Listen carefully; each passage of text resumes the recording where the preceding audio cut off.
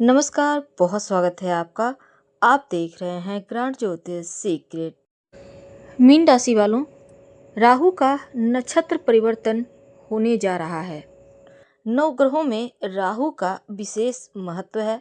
हालांकि ये छाया ग्रह हैं, हर व्यक्ति के जीवन को पूरी तरह से बदलने की ताकत रखते हैं। राहु को धीमी गति से चलने वाला ग्रह कहा गया है और एक राशि में करीब 18 महीने तक रहते हैं। तो राशि चक्र में गोचर करेंगे। अगर हर राशि में तो कई साल लगते हैं, लेकिन शनिदेव और गुरु जो बृहस्पति हैं उनके बाद राहु ही एक ऐसा ग्रह है जिनकी गोचर की अवधि अधिक होती है। तो राहु इस समय नक्षत्र परिवर्तन करने जा रहे हैं। देखिए, राहु क्रूर ग्रह हैं और शनिदेव के नक्षत्र उत्तरा भाद्रपद नक्षत्र में प्रवेश कर चुके हैं। तो उत्तरा भाद्रपद नक्षत्र के तीसरे पद में गोचर कर रहे हैं और 10 जनवरी 2025 तक यहीं पर रहेंगे। राहु के नक्षत्र परिवर्तन का सबसे ज़्यादा प्रभाव नकारात्मक और सकारात्मक दोनों ही तरह का हालांकि प्रभाव होता है। जैसे कि उत्तरा भाद्रपद नक्षत्र में राहु हो तो व्यक्ति इस पीरियड में धार्मिक हो जाता है, सिद्धांतवादी होता है और वैवाहिक जीवन में थोड़ा सा राहु अलगाव भी करवाता है। मांसाहारी होना, हड्डियों की मुश्किलें परेशान करना, शत्रु पीड़ा होना, ये नकारात्मक पक्ष हैं। हालांकि वैदिक ज्योतिष के अनुसार अग्नि तत्व है और यहाँ पर सभी नक्षत्रों में इसे स्थिर नक्षत्र माना जाता है। इस नक्षत्र में यानी उत्तरा भाद्रपद नक्षत्र के प्रथम पद में, प्रथम चरण में व्यक्ति को धर्म की तरफ मोड़ता है राहु। वैवाहिक जीवन में लेकिन बाधाएं देता है, चरित्र को मलिन करता है, मांसाहार की तरफ अग्रसर होता है और थोड़ा हड्डियों की मुश्किलें देता है। लेकिन जैसे ही राहु उत्तरा भाद्रपद नक्षत्र के द्वितीय चरण में जाते हैं तब बात रोक देता है, समाज में अपमानित करवाता है और पारिवारिक जीवन में थोड़ा दुख देता है। वहीं राहु उत्तरा भाद्रपद नक्षत्र के जब तृतीय चरण में जाते हैं तब व्यक्ति से काम ज़्यादा करवाते हैं, स्त्रियों से संबंध बनता है, बिगड़ता है, या फिर ऐसा कहें कि अगर छेड़छाड़ करेंगे तो अपमानित भी करवाएगा राहु। यानी प्रेम नहीं मिलता, कष्ट मिलता है ज़्यादा। लेकिन उत्तरा भाद्रपद नक्षत्र के चौथे चरण में जब प्रवेश करता है राहु तब धन बेवजह खर्चा करवाता है, कामुक विलासी बना देता है और अशुद्ध विचार देता है। शनिदेव के नक्षत्र में, उत्तरा भाद्रपद नक्षत्र में 16 मार्च 2025 तक रहेंगे और राहु शनि के नक्षत्र में जब आते हैं तो इनका प्रभाव 10 गुना अधिक बढ़ जाता है या 10 गुना अधिक बलशाली हो जाते हैं। वैदिक ज्योतिष में राहु की अगर हम माने तो जिन पर मेहरबान होते हैं ना, उसे धन, शोहरत, सुख की कमी कभी नहीं होने देते।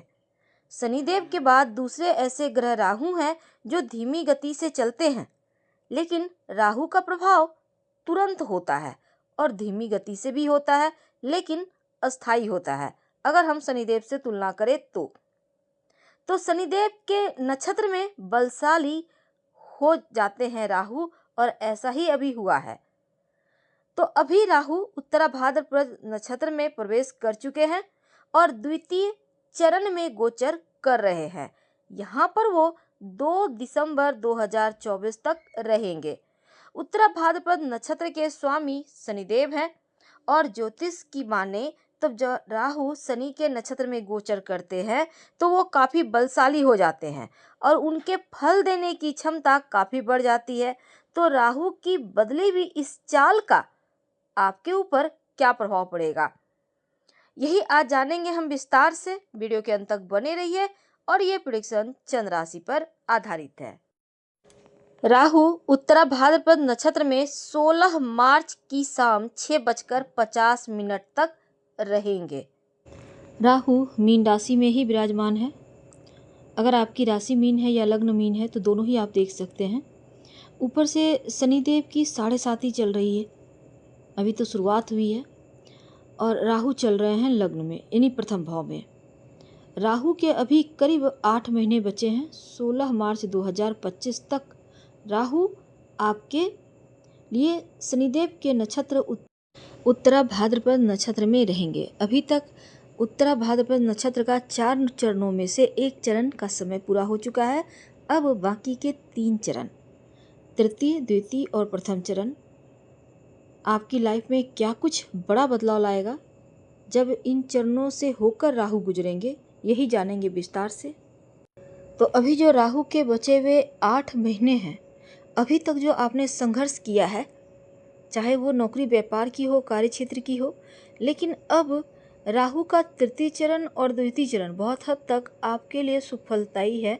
और आपके दिमाग में जो तनाव था, मन की जो स्थिति थोड़ी सी गड़बड़ चल रही थी, व्यापार व्यवसाय बढ़िया नहीं चल रहा था, परिवार में अगर हम आपके वैवाहिक जीवन की बात करें तो राहु की सप्तम भाव पर दृष्टि थी, तो ऐसे में तनाव साफ दिख रहा था। व्यापारी भाइयों को पार्टनरशिप में काम कर रहे थे, कोई न कोई तनाव की स्थिति थी। पंचम भाव पर दृष्टि है तो राहु शनि के नक्षत्र उत्तरा भाद्रपद नक्षत्र में चल रहे हैं और ये नक्षत्र का तृतीय चरण है। तो राहु कार्यों में बाधाएं देता है और शनिदेव से ज़्यादा लंबा और टिकाऊ फल भी देता है।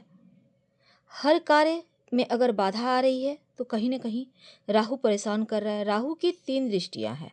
राहु देखते हैं तो अब देखिए, राहु की 3 दृष्टियां होती है और 3 ही दृष्टि गुरु की होती है। राहु और गुरु की एक समान दृष्टि है। राहु लग्न से पंचम भाव को देखता है, राहु लग्न से सप्तम भाव को देखता है, राहु लग्न से नवम को देखता है। देवगुरु बृहस्पति की भी यही दृष्टि है। तो यहाँ पर देवगुरु अभी वृषभ राशि में है और राहु चल रहे हैं आपके लग्न में। राहु की जो दृष्टि है पंचम दृष्टि, अब देखिए शिक्षा का भाव पर आता है, संतान का भाव है, प्रेम संबंधों का भाव है, व्यापार का भाव है, धर्म का भाव है। अब यही चीज़ें बहुत मायने रखती है। राहु कहाँ बैठा है कुंडली में, ये तो मायने रखता है, लेकिन गोचर में कहाँ है ये बहुत मायने रखता है।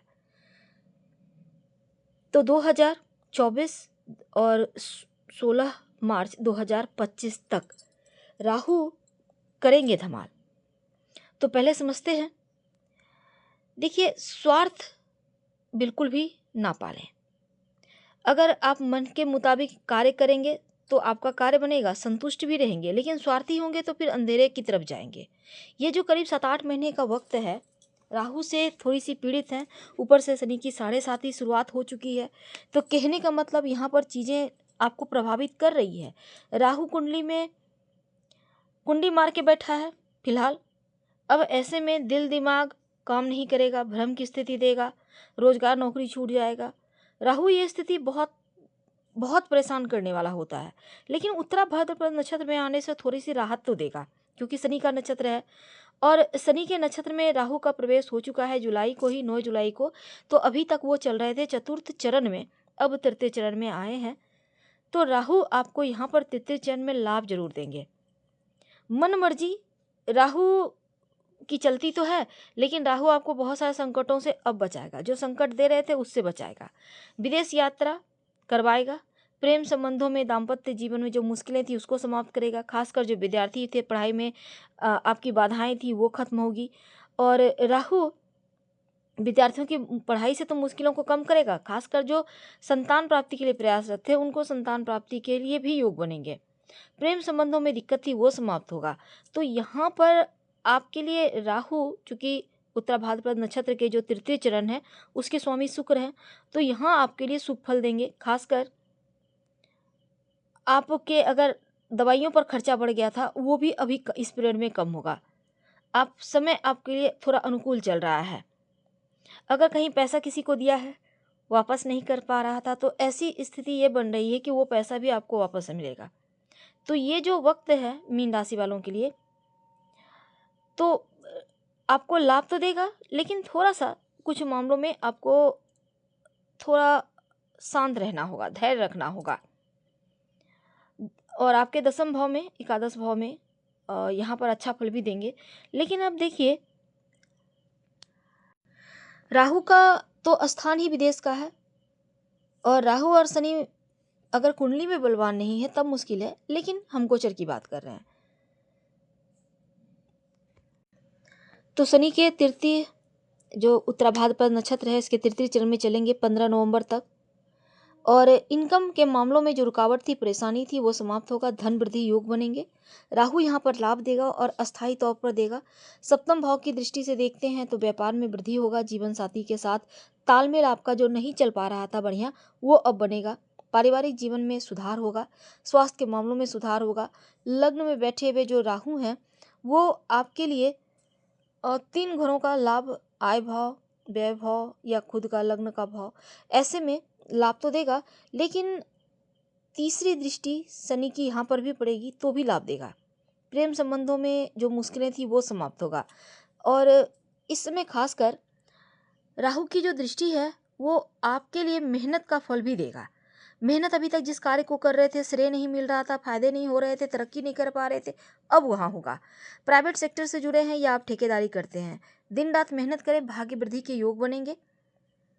और शनि भी आपके आय स्थान में, अब ये मनोरथ का भाव है तो शनिदेव भी अब लाभ देंगे, भाग्य में वृद्धि करेंगे। और एक दृष्टि शनि की भी दशम दृष्टि भाग्य स्थान पर है, राहु की भी दृष्टि पड़ रही है।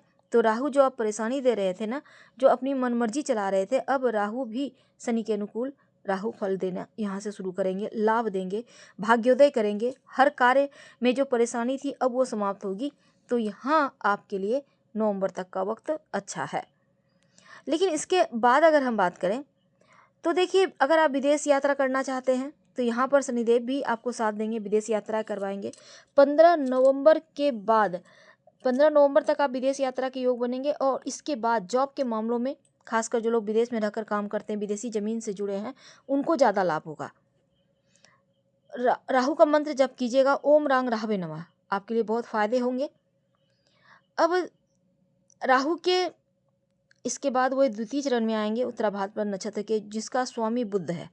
और यहाँ पर आने से राहु, आप बस थोड़ा सा बुध को बेहतर कर लीजिएगा। ओम बूम बुधाय नमः का जप कर सकते हैं या पंछियों को दाना डाल सकते हैं, पर छत पर मत डालिएगा।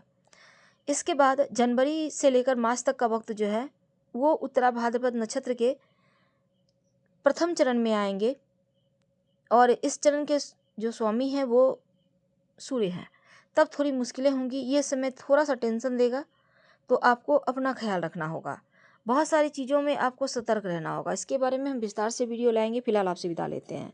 उपाय के तौर पर ओम रांग राहवे नमः का जप कीजिए और मन को पवित्र रखें।